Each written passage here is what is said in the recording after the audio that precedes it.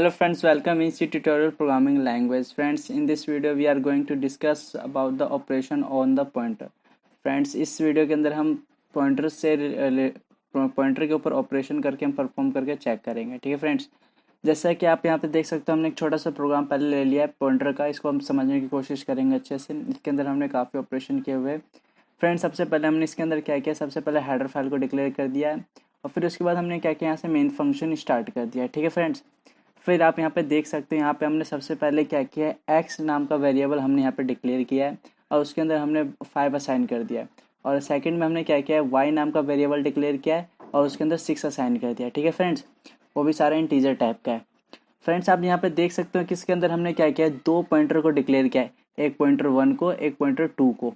हमने 2 पॉइंटर को डिक्लेयर कर दिया है और इसके अंदर हमने वैल्यू भी असाइन कर दिया है। एड्रेस ऑफ एक्स हमने पॉइंटर 1 में असाइन कर दिया, एड्रेस ऑफ वाई हमने पॉइंटर 2 में असाइन कर दिया है। यानी जो एक्स का एड्रेस होगा वो पॉइंटर 1 में चला जाएगा, जो वाई का एड्रेस होगा वो पॉइंटर 2 में चला जाएगा। ठीक है फ्रेंड्स, फिर उसके बाद हमने यहाँ पे क्या किया है, इन वैल्यू को हमने प्रिंट करा के देखा है। जैसे आप यहाँ देख सकते हो हमने सबसे पहले क्या प्रिंट कराया है, द एड्रेस ऑफ एक्स, यानी हम एक्स के एड्रेस को प्रिंट करा रहे हैं। %d हम यूज़ करते हैं किस लिए, इंटीजर टाइप का फॉर्मेट को प्रिंट कराने के लिए। जैसे ये एक्स की वैल्यू क्या है, इंटीजर टाइप की है, तो हमने यहाँ पे %d यूज़ किया है। ठीक है, और ये /n हम यूज़ करते हैं ताकि जो हमारा जो आंसर प्रिंट होने के बाद होना, जो दूसरा आंसर है वो सेकंड लाइन में आना चाहिए, इसलिए हम \n को हम प्रिंट करवाते हैं। ठीक है, ताकि न्यू लाइन हमें मिल सके। तो हमें यहाँ पे क्या प्रिंट करा रहे हैं, ptr1, यानी पॉइंटर 1 को हम प्रिंट करा रहे हैं। पॉइंटर 1 को प्रिंट करा रहे हैं तो एक्स, जैसे कि पॉइंटर 1 के अंदर क्या है, आप जैसे देख सकते हो एड्रेस ऑफ एक्स, यानी जो ptr1 के अंदर हमने क्या असाइन किया हुआ है, एड्रेस ऑफ एक्स, तो यहाँ पे क्या प्रिंट होना चाहिए, एक्स का एड्रेस प्रिंट होना चाहिए। ठीक है फ्रेंड्स, और उसके बाद हमने क्या किया है, ptr2 को प्रिंट करा रहे हैं। ptr2 के अंदर आप देख सकते हैं यहाँ पे हमने क्या असाइन कराया हुआ है, एड्रेस ऑफ वाई, यानी वाई का एड्रेस असाइन प्रिंट होगा ptr2 में। ठीक है फ्रेंड्स, ये तो दोनों एड्रेस प्रिंट करेंगे।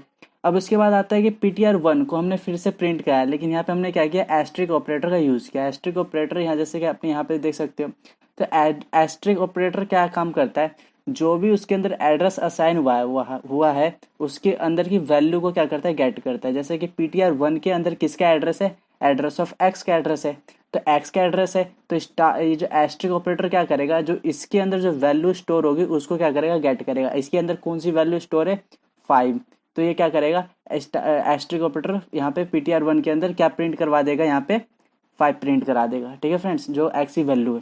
उसी तरह यहाँ पे ptr2 है, ptr2 के अंदर किसका एड्रेस है, एड्रेस ऑफ वाई, तो अब एस्ट्रिक ऑपरेटर की हेल्प से क्या करेगा, जो एड्रेस ऑफ वाई के अंदर जो वैल्यू है स्टोर है वो प्रिंट करा देगा। और वाई के अंदर कौन सी वैल्यू स्टोर है, 6, तो ये 6 प्रिंट करा देगा। ठीक है फ्रेंड्स, और इसके बाद हमने क्या किया, यहाँ पे एक ऑपरेशन परफॉर्म किया है। हमने क्या किया है, ptr1 के अंदर हमने ptr2 भी असाइन कर दिया है। यानी अब ये जो ptr2 का जो एड्रेस होगा वो ptr1 में चला जाएगा, यानी ptr2 तो ptr2 रहेगा ही रहेगा, ptr1 जो है पॉइंटर 1 है वो भी 2 बन जाएगा है। ठीक है फ्रेंड्स, तो आप जैसे यहाँ देख सकते हो यहाँ पे प्रिंट करा रहे ptr1 को और यहाँ पे हम प्रिंट करा रहे ptr2 को, तो दोनों में क्या प्रिंट होके आना चाहिए, सेम वैल्यू प्रिंट होनी चाहिए जो ptr2 की वैल्यू है, क्योंकि ptr2 को हमने असाइन कर दिया ptr1 में, तो ये भी ptr2 हो गया, ये भी ptr2 हो गया, है ना। अब जैसे अगर हम उसकी वैल्यू को प्रिंट कराते हैं तो जैसे इसका एड्रेस चेंज हो गया ptr1 का, तो ptr2 हो गया, तो जो इसके अंदर ptr2 की एड्रेस है तो ये वैल्यू भी किसका लेगा, ptr2 का ही लेगा। तो ptr2 का वैल्यू क्या है, ptr2 का वैल्यू है 6, तो इसमें भी 6 प्रिंट होना चाहिए और इसमें भी 6 प्रिंट होना चाहिए। इस बात को कंफर्म करने के लिए हमने नीचे एक ऑपरेशन लिखा है, इफ़ कंडीशन लगा के। हमने क्या किया है, अगर ptr1 ptr2 के इक्वल है तो ये प्रिंट कर दे पॉइंटर होल्डिंग सेम वैल्यू, यानी कि दोनों जो पॉइंटर है सेम वैल्यू होल्ड कर रहा है। अगर दोनों पॉइंटर, फिर उसके बाद एल्स कंडीशन हमने क्या लिखा है, pointer not holding same value. अगर ptr1 और ptr2 के इक्वल नहीं है तो ये वाला प्रिंट कर दें, pointer not holding same value. ठीक है फ्रेंड्स, चलो इसको कंपाइल करके चेक कर लेते हैं।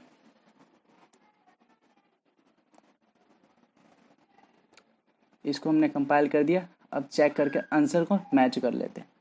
ठीक है फ्रेंड्स, जैसे आप देख सकते हैं यहाँ पे हमने सबसे पहले लाइन में क्या प्रिंट कराया था, एड्रेस ऑफ एक्स, जब ptr1 के अंदर हमने असाइन किया तो ptr1 को हमने प्रिंट कराने के बाद हमें क्या मिल गया, एड्रेस ऑफ एक्स, और ptr2 के अंदर हमें क्या मिल गया, एड्रेस ऑफ वाई। और एड्रेस ऑफ एक्स यहाँ पे एस्ट्रिक ऑपरेटर लगा दिया था, तो ये ptr1 के अंदर जो एड्रेस स्टोर था एक्स का, उसकी वैल्यू इसने ले ली और एक्स की वैल्यू क्या थी, 5, तो यहाँ 5 प्रिंट करा दिया। और PTR 2 में क्या था 6, तो यहाँ 6 प्रिंट करा दिया।